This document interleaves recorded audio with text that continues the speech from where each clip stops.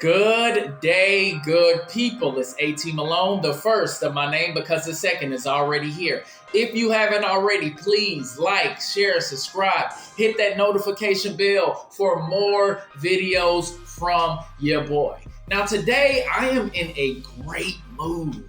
And why am I in a great mood? Because even though it is exactly 1:11 p.m. in the afternoon on a Tuesday, I have been very productive. I've been up since 5:30 a.m. I got my second workout of the week and I did my morning PSA as well. Check that off of the list. Got my son fed, got him off to school. Check that off the list. Got my meal prep for the week because my work week starts tomorrow. Check that off the list. I knocked out my online surveys because I use that to supplement my hobby. So my cigar smoking, see I got on my cigar shirt right now because I will be smoking some cigars this evening after my son gets put down to bed, and then it's my me time.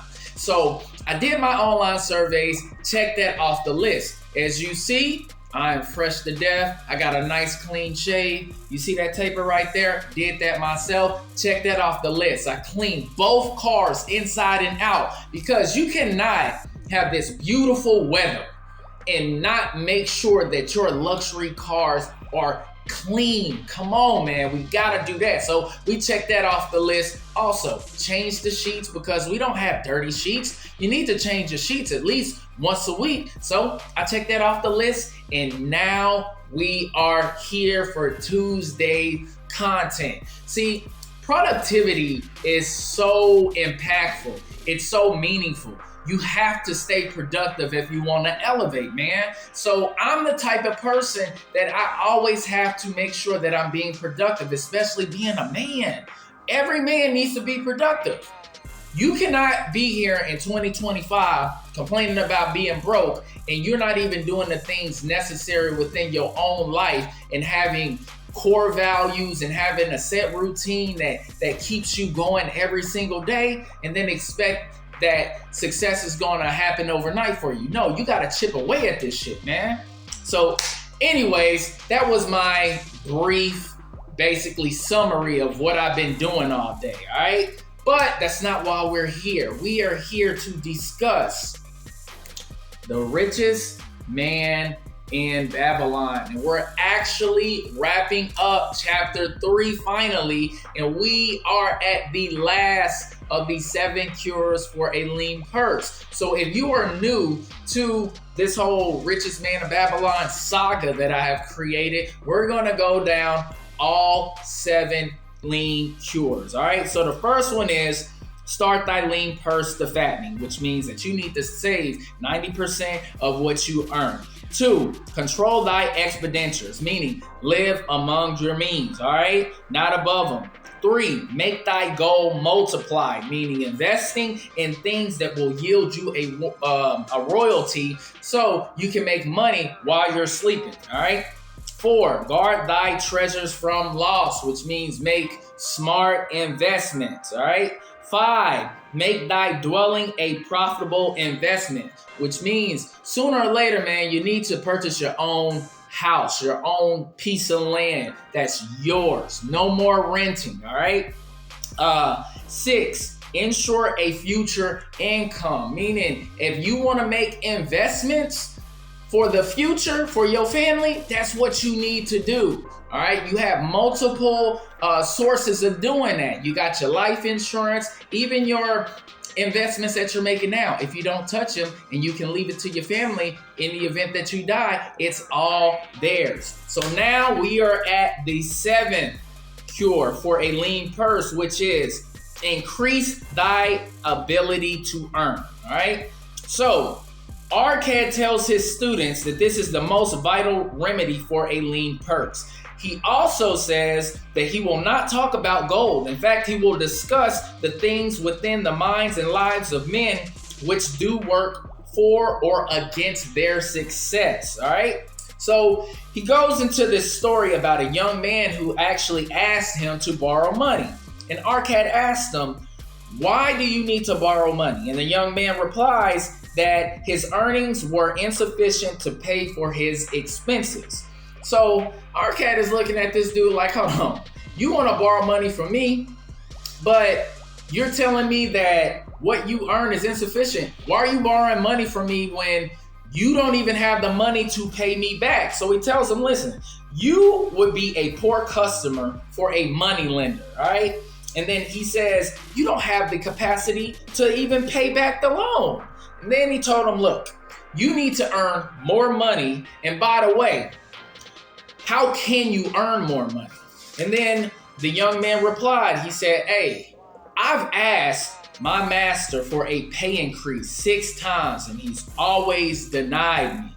So Arcad respected the fact that he even asked his master for a pay increase. Now, let's look at it like this. A lot of people like to talk about how they are not getting paid what they're worth. And then we have this thing where we have a gender difference in pay, which is a myth. And I'm gonna say it's a myth because men will be more prompted to go to the negotiation table about what they're going to get paid.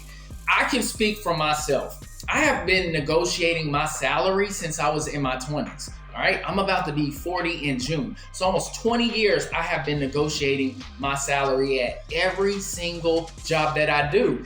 Even whenever I do my side print jobs, we are negotiating prices, all right? Most women not gonna do it. Some might, but the majority are not gonna do it. They're gonna accept what they get paid and then complain about it later and say it's gender inequality. All right, it's bullshit. The wage gap is bullshit. Do not let people trick you and tell you that there is a difference, all right? Because it's not. It has a lot of factors that play into the fact that men work more than women do, all right? Men will negotiate their salary more than women will. So that's not to say again that women don't do that, because I know women that do that, all right? But we're talking in general, all right? So back to the story. So Arcad tells the students that you need to use the same desires to move forward, which means when you start thinking about earning more money, utilize that desire that you have to actually put it into application. So you can start off that desire for earning 5 pieces of gold with the strength to secure it. Now, once you secure that 5 pieces of gold, you got to use that experience, and then you just continue to increase the number. So 5 turn into 10, 10 turn into 20, so on and so forth. And while you're doing that, you're generating more wealth. And he also tells them, keep it simple, perfect your craft as you earn. And we all should be doing that, okay?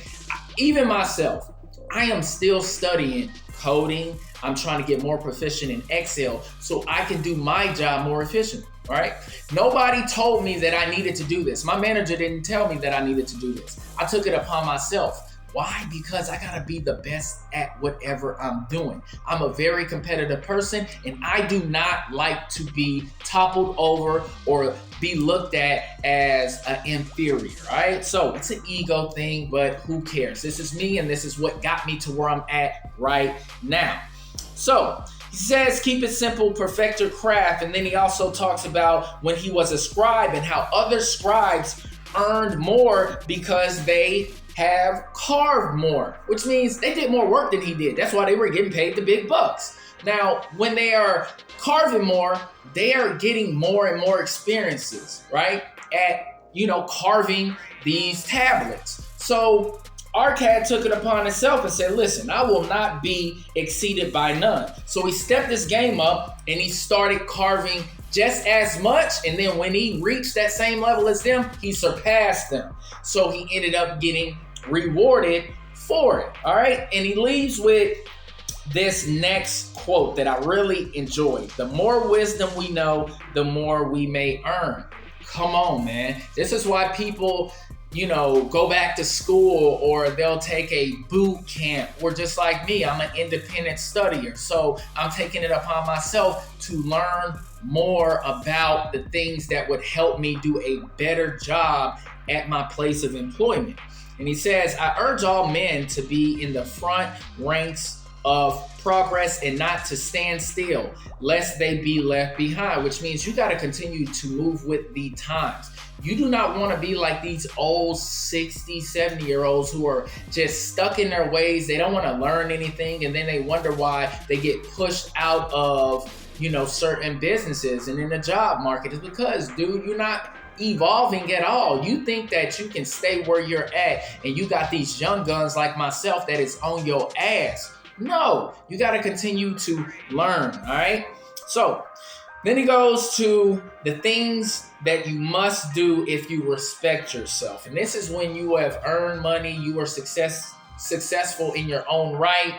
And he says this: you got to pay your debts. You got to take care of your family. You need to have a will in case you die. You need to have compassion for the injured and unfortunate, which means that you should be doing some form of charitable work. Do deeds for those who are dear to you, right? So take care of your family, take care of your loved ones, whatever that means, whatever resources that you can provide for them, do it.